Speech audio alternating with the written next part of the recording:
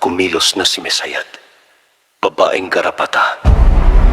Sumisipsip, hindi lang ng dugo, kundi ng natitirang pag-asa ng bayan.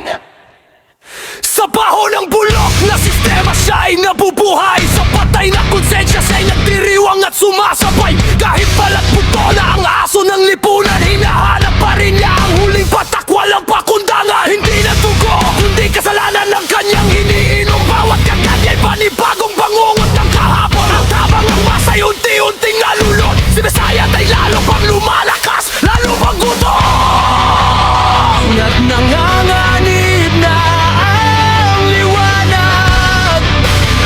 Dahil ang dilim ay may pangalan. Mesayad! Mesayad! Babaeng garapata, uhaw sa dugo. Mesayad!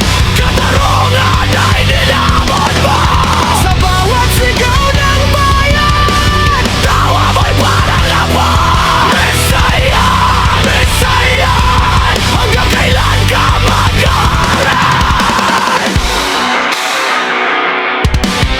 Pinakawalan na ang 13 ulubong, mga alipores na walang dangal, walang hulugon. Gumagapang sa lilim ng kasinungalingan, binabaloktot ng batas para sa kanilang kapakinabangan. Sila ang lason sa ugat ng hustisya, sila ang kamay na tumudurok sa pag-asa. At ang institusyong dapat sana'y sandigan ay ginawang laruan ng kapangyarihan. 13 anino, 13 kagat.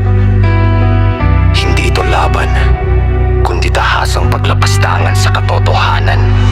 At habang sila'y tumatawa,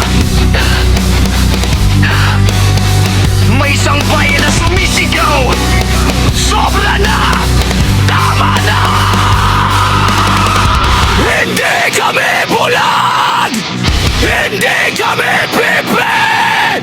Hindi kami patay para hayaan lang kayong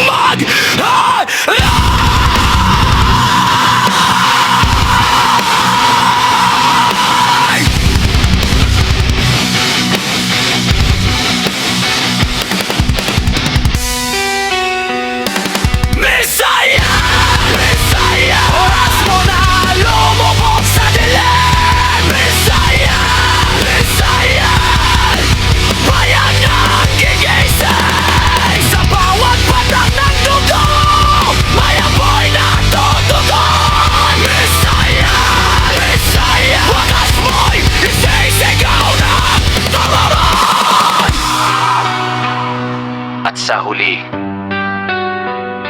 hindi garapata ang mananaig, kundi ang bayan na matagal nang sinisipsip, pero hindi kailanman tuluyang maubos